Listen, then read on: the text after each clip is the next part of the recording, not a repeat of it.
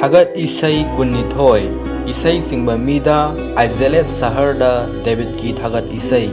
Aigi Isor Nahangna Aibu Hadok Piriba Karigino Aibu Kanbigadabadagi Thapna Laiviriba Karigino Aigi Nahezabagi Wasingdagi He Aigi Isor Nongthil Powapta Aina Kauzai Adubu Nahangna Tabide Ahing Tanglo Athengbada Ai tumina leite adubu nahakti asengbani Israel gi thagat phamda nahakna phambiri aikhoi gi ipa ipu singna nangonda thajaki makhoina thajaki amasung nahakna makhoibu kanbiki makhoina nangonda kapsaki amasung makhoibu kanbiki makhoina nangonda thajaki amasung makhoina ikaiba khak phangkhide adubu aidi tinni taibang mi nate mioibana aibu saire amasung mi singna aibu usitpidre aibu uba makhoi pumnamangna aingonda karemnai makhoina masin paithoki amasung makok nomi mahangna Jehovabu thajaki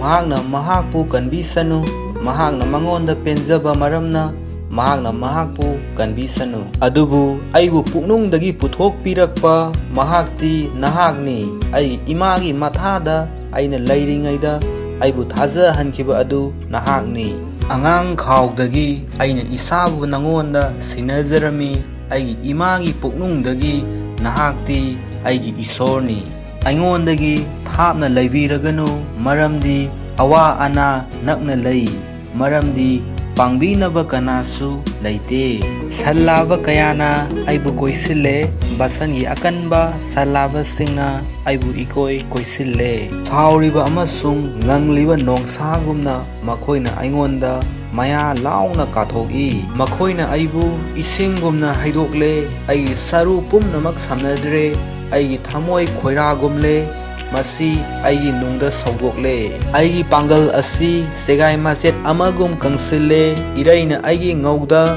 naptuna lay nahangna aibu asibagi uful marakta purakle maramdi hui singna aibu koisille fattaba miyam amana aibu ikoi koisille makhoina aigi khut amasung khongda fauna lengle aina aigi saru pumnamak masing thiba ngami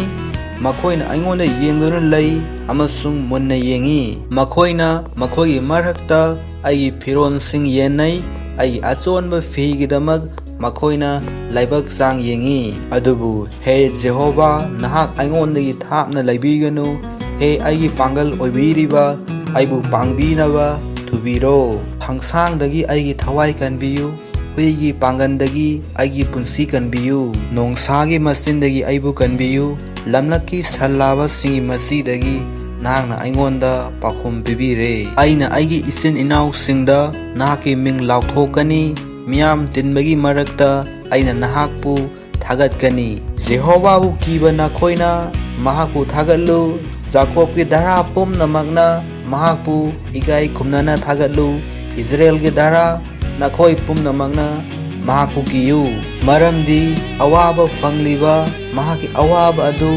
mahakna thausadaba natraga hangoibasu taudre mahakna mahaki maithong mangondagi lote adubu mahakna mangonda kaujabada mahakna tabi achauba mitingi marakta aina thagatjabasi nahaki maramdani mahaku kiba makhogi mamangda aina wasaksing pangthokani lairabasingna saduna penjagani mahaku thiba makhoi aduna Jehovabu thagatjagani nakhogi thamoi matam pumnamaki oina hingba oisanu malemgi aroibada laiba mi pumnamakna ningsinglaktuna Jehovada laisilakani aduga atopa jatsingi imung manung pumnamakna laktuna nahaki mangda khurumjagani maramdi ningthoulaibak asi Jehovagini mahakna jati singi marakta pali malemda laiba ina khunba pumnamakna sagani amasung khurumjagani ufunda kumthakiba makhoi aduna mahaki mangda khuru khudak kungani masagi thawai hingna thamba ngamdaba mahak faubanasu dara amana mahakpu thagol tawgani makhoina mathangi mironda ibungogi maramda वा हाइगनी मखोई लाकनी महाकी धर्म चेनबगी मरमदा मखोइना पोलक्कदबा जाति अमदा लाउथोकनी महांगना मसी तौखिबनी।